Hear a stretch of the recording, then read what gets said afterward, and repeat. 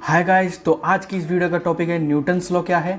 इसके बारे में हम समझेंगे, इसके लिमिटेशंस क्या हैं, न्यूटन्स लॉ के लिमिटेशंस क्या क्या हैं उनके बारे में हम समझेंगे। एंड देन उसके बाद में हम समझेंगे कि डिफरेंस क्या होता है ट्रांसलेशन एंड रोटेशन मोशन में, और एक न्यूमेरिकल मैं आपको कराऊंगा। तो गाइस वीडियो थोड़ी लंबी होने वाली है, तो वीडियो को लास्ट तक देखना। अगर आपको ये वीडियो अच्छी लगे तो लाइक कर सकते हो और चैनल को सब्सक्राइब भी कर सकते हो। तो हे गाइस, मैं हूँ आपका दोस्त लाडी और आप सभी का स्वागत है आपके अपने चैनल पर। तो चलिए इस वीडियो को शुरू करते हैं। तो गाइस, हमारा पहला टॉपिक है न्यूटन्स लॉ। तो हम सबसे पहले न्यूटन्स लॉ को समझते हैं, आराम से समझना है, बहुत बहुत सिंपल है न्यूटन्स लॉ। तो क्या कहता है न्यूटन्स लॉ? जो न्यूटन्स लॉ है, न्यूटन ने क्या करा, उन्होंने 3 लॉ दिए और उन तीनों लॉ को बांटा गया, first law, second law, third law. तो न्यूटन ने दिए 3 लॉ, तो हम एक एक करके एक एक लॉ को पढ़ेंगे और उसकी लिमिटेशंस भी हैं, उनकी लिमिटेशंस को भी पढ़ेंगे। तो चलिए फर्स्ट लॉ क्या कहता है, फर्स्ट लॉ को समझते हैं। तो फर्स्ट लॉ कहता है, it state that a body is at rest और इन यूनिफॉर्म मोशन। इसको पहले समझो कि ये कहना क्या चाह रहा है। कि इन्होंने बताया, it states that a body is at rest. जब कोई बॉडी रेस्ट पर हो या फिर किस में हो, यूनिफॉर्म मोशन में हो, तो वो कैसी रहेगी, सेम स्टेट में रहेगी जब तक कि उसके ऊपर कोई एक्सटर्नल फोर्स अप्लाई ना कर दे। मतलब कि ये पहला लॉ ये कहता है, it state that a body is at rest और in uniform motion remains in the same state until और unless an external force is applied on it. मतलब कि जो कोई बॉडी है, अगर कोई बॉडी है और वो क्या है, वो स्टेट में है, वो क्या है, रेस्ट की स्टेट में है या फिर वो यूनिफॉर्म मोशन में है, तो वो उसी स्टेट में रहेगी जब तक कि उसके ऊपर कोई एक्सटर्नल फोर्स अप्लाई ना कर दें। अगर उसकी मेरे को स्टेट चेंज करानी है तो जब तक कि उसके ऊपर कोई एक्सटर्नल फोर्स अप्लाई ना कर दे। तो ये कहता है पहला लॉ, ये है इसका न्यूटन्स का पहला लॉ। तो ये जो लॉ है, ये नीचे लाइन दी गई है हमें, this law is also known as law of inertia. इस लॉ को हम लॉ ऑफ इनर्शिया के नाम से भी जानते हैं। तो ये पॉइंट याद करने वाला है कि इस लॉ को, फर्स्ट लॉ को हम क्या भी कहते हैं, न्यूटन्स लॉ ऑफ इनर्शिया या फिर लॉ ऑफ इनर्शिया के नाम से भी आ जाएगा। तो ये याद रख लेना, या तो ये लॉ ऑफ इनर्शिया पूछ लेगा या फिर फर्स्ट लॉ पूछ लेगा। तो ये दोनों बात को याद रखना। तो ये था formula F is equal to ma। तो ये है इसका formula F is equal to ma। Second law की ओर बढ़ते हैं हम। सेकेंड लॉ क्या है, it state that force is equal to the rate of change of momentum. यह ये बताता है कि जो फोर्स है वो किसके इक्वल होता है, rate of change of momentum के इक्वल होता है। जो फोर्स है वो rate of change of momentum, rate of change of momentum का मतलब होता है कि उसका जो टाइम के साथ जो चेंज हो रहा है मोमेंटम, टाइम के साथ जो चेंज हो रहा है मोमेंटम, वो है rate of change of momentum कहलाते हैं। या फिर हम कह सकते हैं change in momentum with respect to change in time. तो इसको इस नाम से भी जाना जाता है, या तो आप कह लो dp/dt को rate of change of momentum, या फिर change in momentum with respect to time. तो दोनों ही बात सेम है। तो ये स्टेट करता है कि जो फोर्स है वो किसके इक्वल होती है, rate of change of momentum के इक्वल होती है। तो F is equal to dp/dt। और हम जानते हैं P इज इक्वल टू क्या होता है हमारा, मोमेंटम। मोमेंटम क्या है, P is equal to mv होता है इसका फॉर्मूला, हमने पढ़ा है। तो हम यहाँ से P की वैल्यू को यहाँ पुट कर दूँगा, मैं यहाँ पर पुट करा, देन उसके बाद में इसको डिफ्रेंशिएट करा। मास जो होता है वो कांस्टेंट होता है, मास को हम कभी भी डिफ्रेंशिएट नहीं कर सकते। अगर मास को डिफ्रेंशिएट करोगे तो यार 0 आ जाएगा, तो इसलिए मास हमारा बाहर आएगा, तो वेलोसिटी इसके साथ डिफ्रेंशिएट हो जाएगी। और dv/dt हमने पढ़ा एक्सेलरेशन होता है। तो F इज इक्वल टू क्या आ जाएगा, ma, जो हमने ऊपर पढ़ा। तो क्या आएगा इसका formula, F is equal to ma। तो ये था न्यूटन का सेकेंड लॉ। अब हम बढ़ते हैं न्यूटन के थर्ड लॉ की तरफ। न्यूटन का थर्ड लॉ क्या कहता है, थर्ड लॉ है, to every action there is an equal and opposite reaction. तो यार ये तो आप सभी को भी याद होगा, थर्ड लॉ तो हर किसी को याद रहता है, पूरा का पूरा रटा रहता है हर बच्चे को, कि to every action there is an equal and opposite reaction. तो इसको समझाने की कोई ज़रूरत नहीं है, आपको भी पता होगा। तो लिमिटेशंस को समझते हैं हम। तो न्यूटन की सेकेंड लॉ, ये मैंने यहाँ पर, ये थी सेकेंड लॉ की लिमिटेशन, ये थी फर्स्ट लॉ की लिमिटेशन। तो थर्ड लॉ की कोई लिमिटेशन नहीं है, थर्ड लॉ की लिमिटेशन नहीं है। ये थी न्यूटन की सेकंड लॉ की लिमिटेशन और ये है फर्स्ट लॉ की लिमिटेशन। तो समझते हैं न्यूटन का सेकंड लॉ क्या कहता था, हमने पढ़ा है ऊपर कि ये बताता है कि जो फोर्स है वो किसके इक्वल होता है, rate of change of momentum के इक्वल होता है। तो हम समझते हैं कि पहली लिमिटेशन क्या है, when mass does not remain constant, अगर मास कांस्टेंट ना हो, हाँ ये लिमिटेशन है। हमें यहाँ पर देखो F is equal to M A पढ़ा, हमने यहाँ पर ये पढ़ा ना F is equal to M A आया, तो अगर हमारा मास कांस्टेंट नहीं होगा, यहाँ पर क्या था, यहाँ पे ये ज़रूरी था कि मास कांस्टेंट हो तभी तो F is equal to M A निकलेगा, अगर मास कांस्टेंट नहीं होगा तो ये लॉ ओबे नहीं होगा। तो इसने यहीं पर ये कहा है when mass does not remain constant F is equal to M A is not applicable, जो F is equal to M A है वो एप्लीकेबल नहीं होगा। फर्स्ट लॉ की लिमिटेशन है यहाँ पर कि falling of a rain drop, इसके एग्जाम्पल हैं फर्स्ट लॉ की लिमिटेशन की कि falling of rain drop and mass of a rocket decrease in goes upward in form of during fuel। तो ये थी लिमिटेशन फर्स्ट लॉ की और सेकंड लॉ की। अब हम आगे बढ़ते हैं एक न्यूमेरिकल की तरफ। हमको एक न्यूमेरिकल दे रखा है कि एक ऑब्जेक्ट है, वो लाइंग का मतलब लेटा हुआ, वो लेटा हुआ है या फिर वो लाई कर रहा है, लाई का मतलब होता है लेटा हुआ, उससे टच हुआ, तो वो रफ सरफेस के ऊपर है, जो फोर्स लग रही है, the force necessary to overcome the friction and bring the object in motion is 100 newton. एक बात हमें पता चल गई कि फोर्स पता है हमको, with what acceleration should the surface be marked horizontally to set the object in motion related to surface M. Mass पता चल गया 5 ग्राम, तो हमें दो चीज़ें पता चल गई, एफ पता है, एम पता है। फॉर्मूला याद है F is equal to M A, क्योंकि हमें निकालना है एक्सेलरेशन, ए निकाल जाएगा यहाँ पर, एम क्या हो जाएगा हमारा 5 × 10⁻³ kg, क्योंकि यहाँ पर ग्राम में था मास, तो हमें इसे किलोग्राम में बदलना पड़ेगा। मास को हमेशा किलोग्राम में लिया जाएगा, तो इसको किलोग्राम में बदलेंगे। देन उसके बाद में हमें फोर्स पता है 1000 न्यूटन है, एक्सेलरेशन निकालना है, F is equal to M A का हम फॉर्मूला लगाएंगे, हमने पिछले लॉ में पढ़ा है, तो यहाँ पर ये लगाएंगे हम, ए इजिकल टू क्या आ जाएगा हमारा 2 × 10⁵ मीटर/सेकंड²। तो ये था एक न्यूमेरिकल, सिंपल था numerical.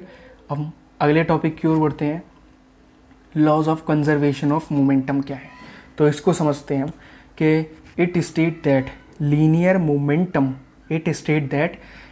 Momentum of the body remains constant. जो लीनियर मोमेंटम है, मतलब कि P, जो लीनियर मोमेंटम है बॉडी का, वो कैसा रहेगा, वो कांस्टेंट रहेगा जब तक कि उसके ऊपर कोई फोर्स अप्लाई ना करी जाए। तो सेकंड लॉ ये, मतलब कि ये law of conservation of momentum ये कहता है या ये बताता है कि जो लीनियर मोमेंटम है किसी बॉडी का, वो कैसा रहेगा, कांस्टेंट रहेगा जब तक कि उसके ऊपर कोई एक्सटर्नल फोर्स अप्लाई ना कर दे। मोमेंटम क्या होता है linear momentum, P is equal to mv होता है, और न्यूटन्स का सेकंड लॉ कहता है F इजिकल टू dp/dt। अब यहाँ पर कह रहा है कि उसके ऊपर कोई एक्सटर्नल फोर्स अप्लाई नहीं हो रही। अब जब एक्सटर्नल फोर्स अप्लाई नहीं हो रही तो यहाँ पर नेट फोर्स क्या हो जाएगी हमारी, 0 हो जाएगी, F0। तो हम यहाँ पर पुट कर देंगे ऊपर वाली F इजिकल टू dp/dt में, हम न्यूटन के सेकंड लॉ में पुट कर देंगे F की वैल्यू को हम ऊपर पुट करेंगे, तो dp/dt हमारा क्या आ गया, 0 आ गया। देन उसके बाद में P हमारा क्या है, यहाँ से आ जाएगा कांस्टेंट आ जाएगा, P हमारे यहाँ से कांस्टेंट आ जाएगा, क्योंकि हम dp/dt है, मैं इसको क्या कर सकता हूँ dy/dt इज इक्वल टू 0, तो ये क्या हो जाएगा, कांस्टेंट हो जाएगा। यहाँ से प्रेशर, वो हमारा प्रेशर कह रहा हूँ, सॉरी गलती से निकल गया, ये हमारा मोमेंटम क्या आ जाएगा, लीनियर मोमेंटम हमारा आ जाएगा कांस्टेंट। तो गाइस हम अगले टॉपिक की ओर बढ़ते हैं।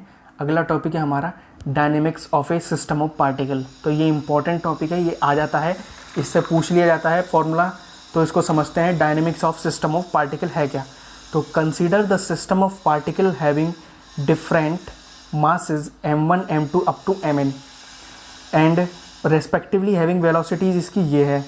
तो ये एक डेरिवेशन है, डेरिवेशन पूछ लिया जाता है, ये इंपॉर्टेंट है, बता रहा हूँ मैं, बीएससी में पूछ लेते हैं कभी भी। तो कंसीडर करो कि एक सिस्टम है जिसके पार्टिकल्स क्या हैं, जिसमें क्या है डिफरेंट मासेस है, पार्टिकल्स के पास है different masses m1 m2 up to mn तक। हमने n तक मान लिया, n पार्टिकल है ना, तो उसके मास क्या हो जाएंगे, n तक हो गए, n तक मास हो गए, तो उनों की जो मास है उनों का कुछ वेलोसिटी भी होगी, पार्टिकल की वेलोसिटी भी मान ली हमने v1 v2 up to vn तक। हम जानते हैं लीनियर मोमेंटम का फॉर्मूला क्या होता है, P इजिकल टू mv, तो यहाँ पर मोमेंटम भी निकाल लेंगे p1 v1 p2 up to pn तक। देन उसके बाद में सेकंड लॉ हम जानते हैं F इजिकल टू क्या होता है, dp/dt, तो यहाँ पर सेकंड लॉ लगाएंगे, तो F नेट इजिकल टू क्या आ जाएगा हमारा, F1 + F2 up to Fn तक। As F net is equal to 0 होता है, क्योंकि भाई एफ नेट क्या है हमारा 0 है, एफ नेट 0 है तो F1 plus F2 plus Fn is equal to 0।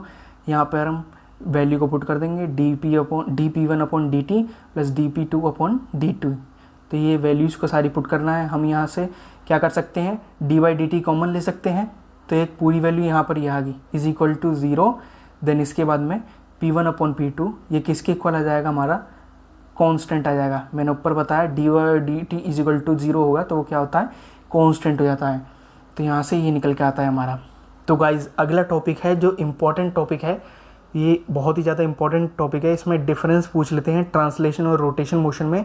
तो हम दोनों को एक साथ लेके चलेंगे जिससे कि हमें डिफरेंस करने में बहुत आसानी हो और समझने में भी आसानी हो।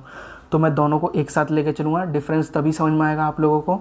तो ट्रांसलेशन मोशन क्या है, मैंने इसको TM से रिप्रेजेंट करा है समझने के लिए, बस ऐसे ही शॉर्ट फॉर्म बना दी मैंने TM, और इसकी है रोटेशन मोशन की RM। तो पहला डिफरेंस क्या है, इसमें जो ट्रांसलेशन मोशन का मतलब होता है कि वो बॉडी जो है, मतलब पार्टिकल जो है वो, ट्रांसलेशन मोशन का मतलब होता है कि वो लीनियर, मतलब कि लीनियर मोशन कर रहा है। और जो रोटेशन मोशन का मतलब होता है कि वो रोटेशनल मोशन कर रहा है, वो घूम रहा है, रोटेट कर रहा है। ओमेगा जैसे रोटेशन आ जाता है तभी ओमेगा की बात आ जाती है। तो चलिए इनके डिफरेंस को समझते हैं। पहला डिफरेंस है, इसमें m को जो है मास को हम स्मॉल m से भी डिनोट करते हैं और कैपिटल M से भी डिनोट करते हैं, लेकिन इसमें मास को हम क्या करते हैं, इसमें मास होता है momentum of inertia I is equal to capital M R square, इसमें ये होता है। दूसरा डिफरेंस है हमारा, इसमें डिस्टेंस को कैसे करते हैं, कैपिटल S से, लेकिन उसमें जो डिस्टेंस कवर करती है, ट्रांसलेशन मोशन में क्या होता है, ट्रांसलेशन मोशन में डिस्टेंस कवर करता है कौन, S, लेकिन इसमें डिस्टेंस कवर नहीं होती रोटेशन में, इसमें होता है एंगल जो कवर्ड करता है वो ही उसकी डिस्टेंस है, थीटा। तो इसमें डिस्टेंस कवर्ड होता है एंगल।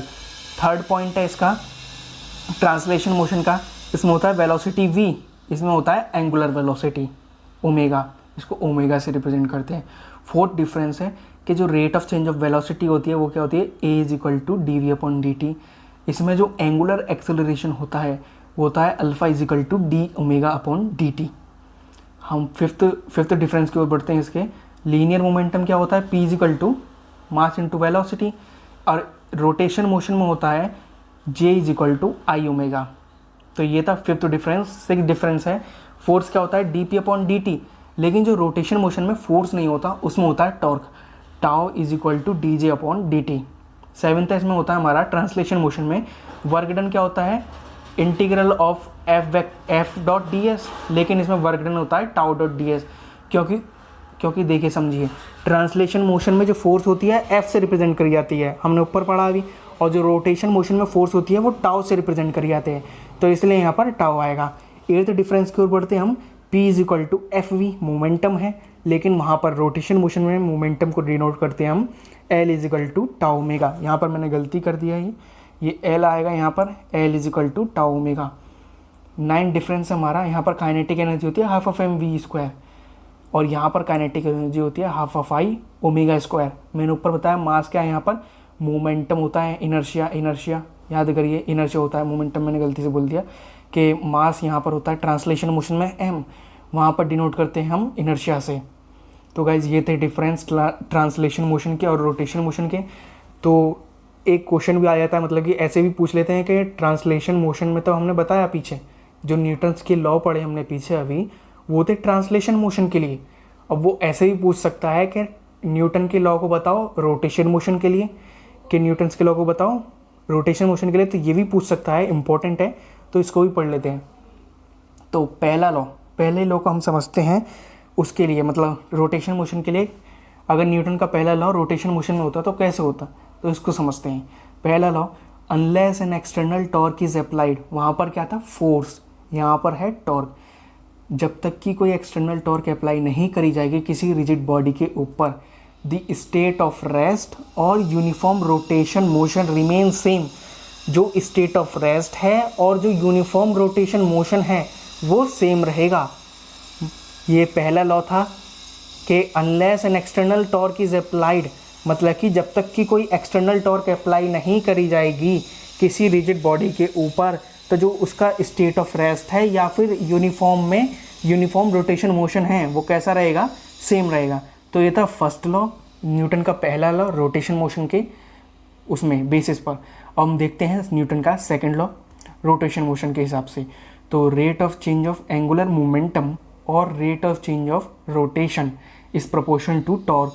वहाँ पर क्या था, rate of change of momentum, यहाँ पर क्या आ गया, rate of change of angular momentum. यहाँ पर बस एंगुलर आ गया, एंगुलर मोमेंटम, सिर्फ इस वर्ड का बस हेराफेरी हुई है कि rate of change of angular momentum क्या है या फिर rate of change of rotation जो है वो प्रोपोर्शन होगा किसके, टॉर्क अप्लाइड के। वहाँ पर क्या था कि जो मोमेंटम है वो प्रोपोर्शन था फोर्स के, लेकिन यहाँ पर है टॉर्क अप्लाइड के। तो ये था न्यूटन का सेकंड लॉ। अब हम बढ़ते हैं न्यूटन के थर्ड लॉ की तरफ कि if torque is applied by one body on another and equal and opposite torque is also. अगर टॉर्क क्या है, अप्लाई करी जाती है किसी एक बॉडी के ऊपर, तो इक्वल और अपोजिट टॉर्क भी अप्लाइड करी जाएगी उसी के ऊपर दूसरी, मतलब कि इक्वल और अपोजिट टॉर्क भी अप्लाइड करी जाएगी उसी के ऊपर।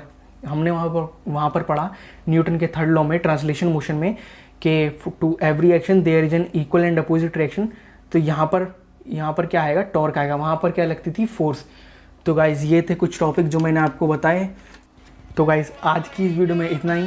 अगर आपको ये वीडियो अच्छी लगी हो तो लाइक कर देना और साथ ही साथ चैनल को सब्सक्राइब कर देना। तब तक के लिए गुड बाय।